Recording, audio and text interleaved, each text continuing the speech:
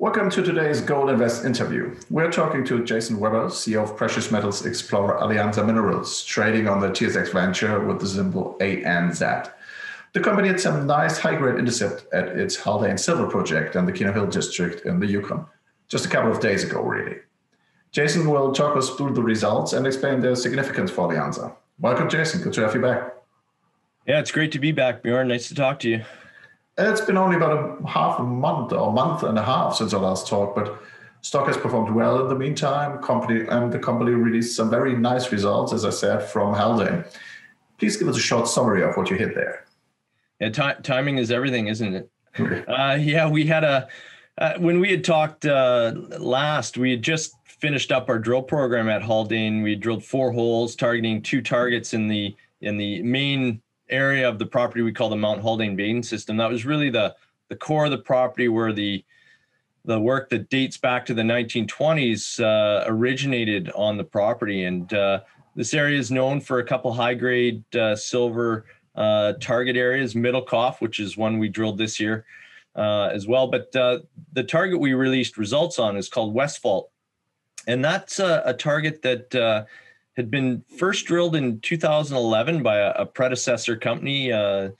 They hit a great intersection, couple meters, 2.2 meters of 320 grams per ton silver, but didn't follow up on it. So it was something that's been on the docket for us to go test. So this year it made a lot of sense with the program we were trying to fit in just before the winter season forced us out.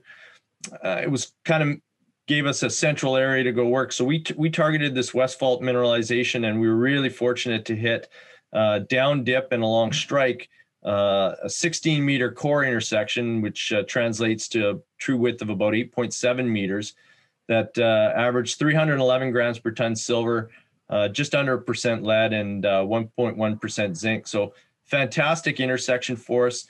These are the grades and the thicknesses of veins you'd like to see, and you could compare with some of the other deposits in the Keno district. So that was really important for us. And I think the other key to this was the fact that within that we've got some nice high grade intersections, higher grade zones. We've got a 4.5 meter intersection of 444 grams per ton silver, for example, and a 1.78 meter intersection of 818 grams per ton silver. So really nice high-grade veins, shows the target has potential for grade and for width. So really exciting for us. Okay, well, certainly sounds like it. But I guess you'll be working on it a lot more now that you know what to go after. Yeah, absolutely. And we know from the other workers in the district and the almost 100 years of exploration history here that the exploration process is you find veins that have the right mineralogy for silver, these silver veins. And it doesn't matter if it's a thin vein, you've got a structure that is productive, and then you start to explore out along that to find where it hopefully gets wider and maybe can produce an ore deposit. And we've made that step here at West Fault. We've shown that a narrower high-grade intersection can become something wide, something potentially economic. So now we'll be obviously focusing some of our efforts in the 2021 program back here at the West Fault to follow that up for sure. That'll be a target that we'll be looking to develop. But we've got a couple other targets that are really high on the list for us as well, one being Middlecoff, where we drilled the other 2 holes that we're still expecting results from. That target is one that's been had a fair bit of work on it, actually. Some small underground mining, small scale mining, about 25 tons of 3,000 grams per ton silver was taken out of there in the mid 1920s.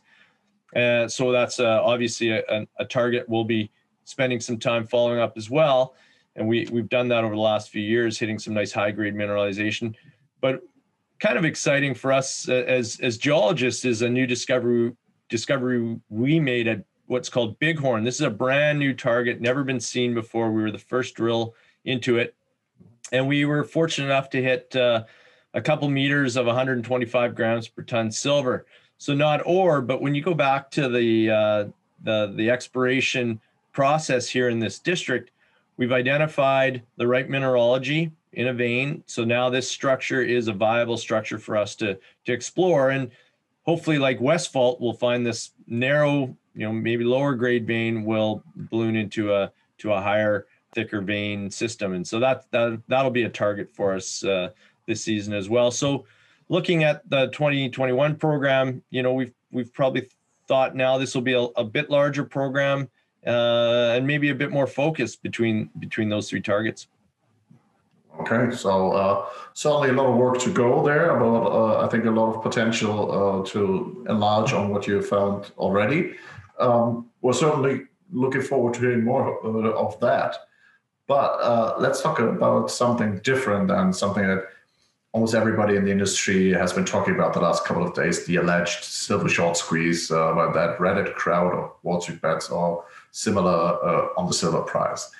Is there anything to that? And so, if so, what would it mean something for the silver market? And apart from that, what are your thoughts on the silver price for this year?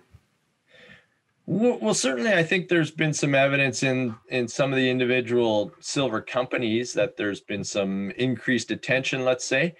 I think, though, when you look at the silver market, like the metal itself, it's such a big market compared to GameStop and some of these other stocks that the Reddit crowd was initially targeting. I think it's much harder for them to have a big impact on the silver price over a long term. I think over a few days, perhaps like we've seen, their influence has been seen, but I don't see it being a long term influence on the silver market. Just the sheer size. I mean, the Hunt brothers tried to corner that market years and years ago, and they couldn't do it. So I think it would be tough for that Reddit crowd to do the same. But I think in the end, what it does is it brings maybe a new set of eyes, a new set of investors to the silver market that weren't necessarily thinking about it before, or maybe now some will stick to it. Well, that wouldn't hurt, certainly. New eyes on the sector, on the companies, and on the metal itself. Let's get back a bit to apart from all of the turbulences of the last couple of days. Where do you see the silver price going this year? We're pretty bullish on silver and gold for that matter, and the fact that we're in a longer term bull market in those two commodities. So I think it's what's happened in the last few days is just a blip. It's just added volatility, both to the upside and down. We're going to see, bigger swings. And I think we're seeing that right now, especially today.